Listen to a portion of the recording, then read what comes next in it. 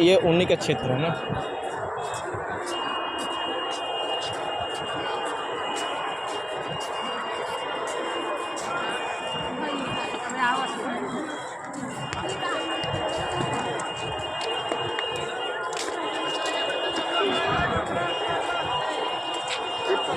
मैं यहाँ तक आया था, मुझे यहाँ से बाहर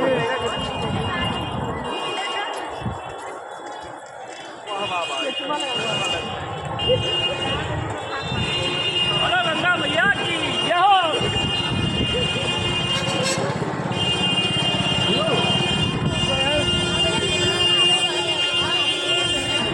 रुक जा